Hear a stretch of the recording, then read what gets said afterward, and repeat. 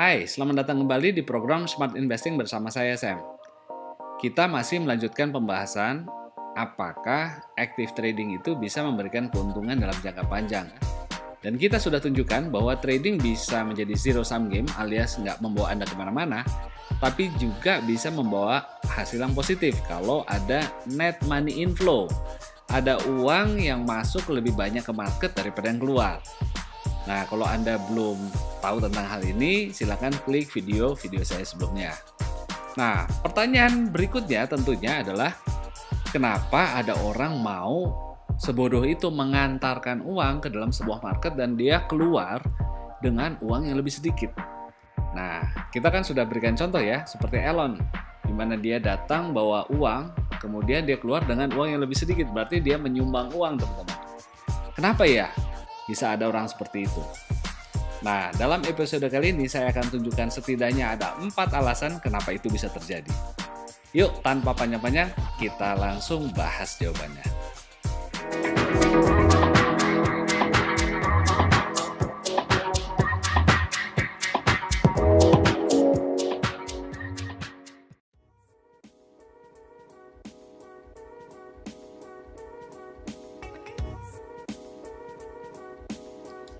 Nah, alasan pertama, teman-teman, adalah kebutuhan atau utilitas, ya.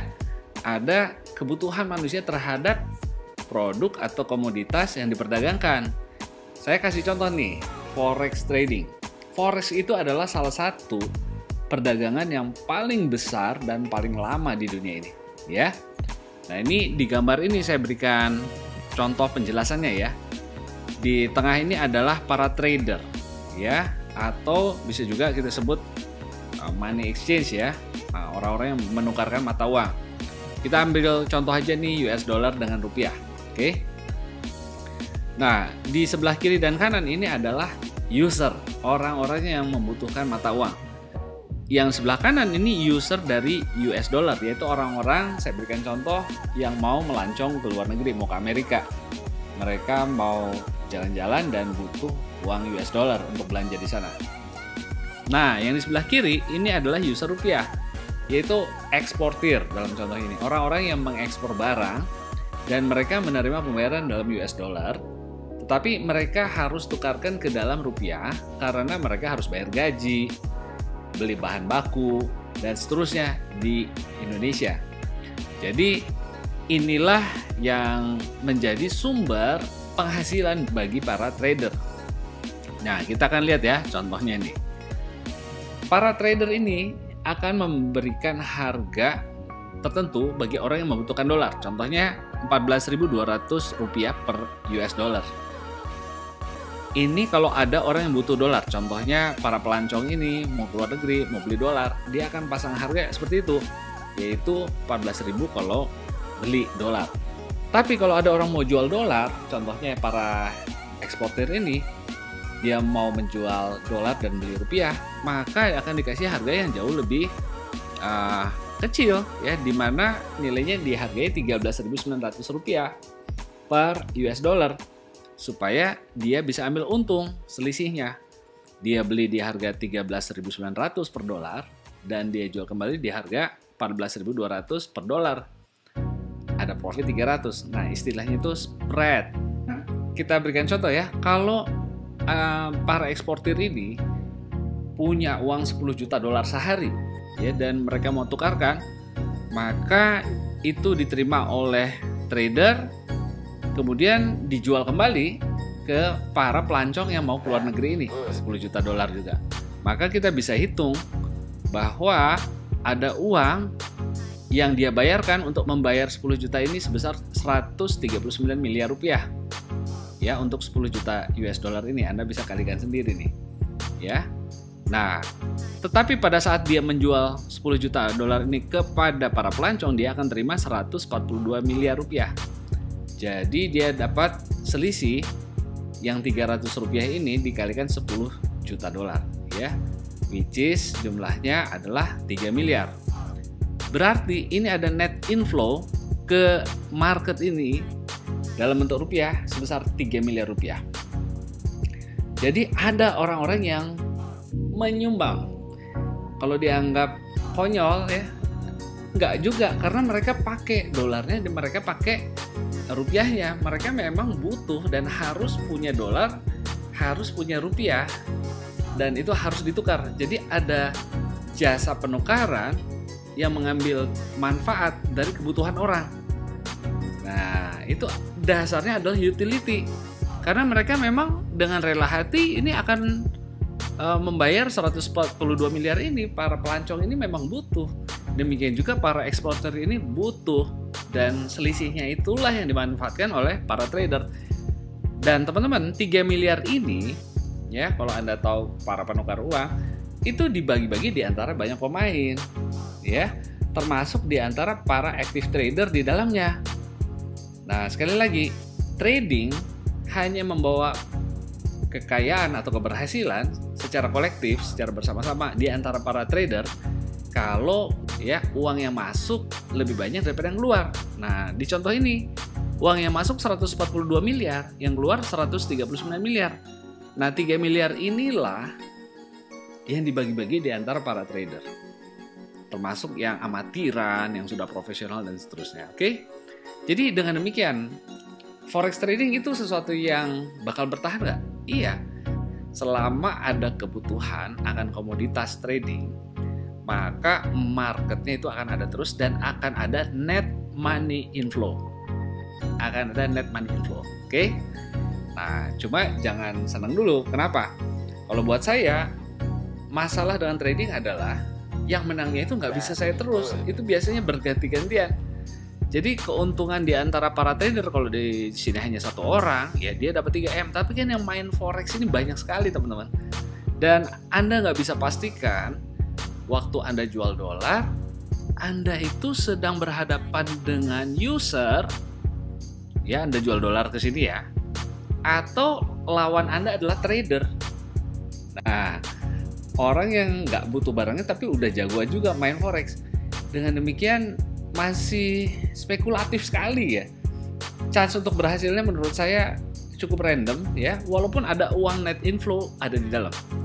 Jadi kalau Anda tahu caranya mungkin Anda bisa dapat profit dari situ.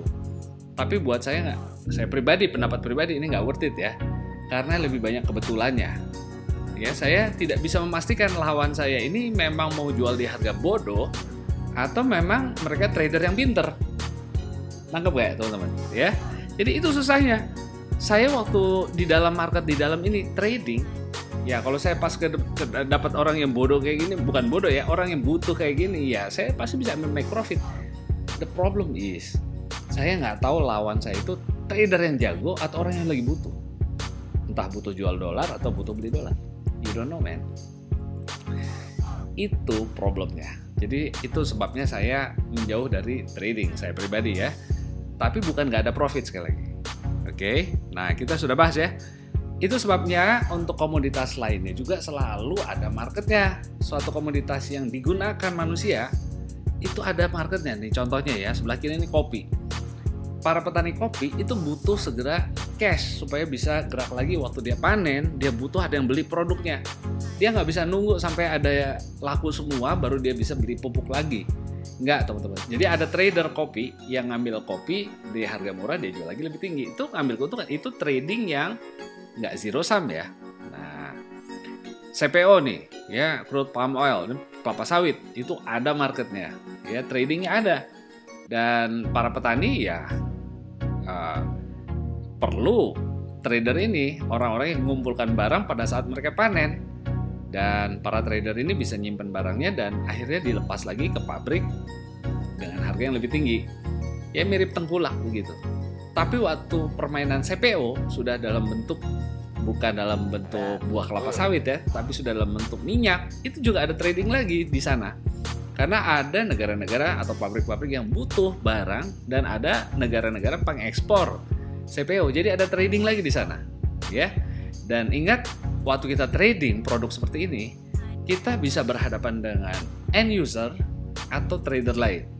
Nah, minyak mentah, crude oil, ini jelas market tradingnya besar ya. Kemudian apalagi biji-bijian ya, gandum, kedelai, itu semua ada marketnya. Ya, jadi kalau di Amerika itu ada pasar komoditinya, di Indonesia juga ada, ya.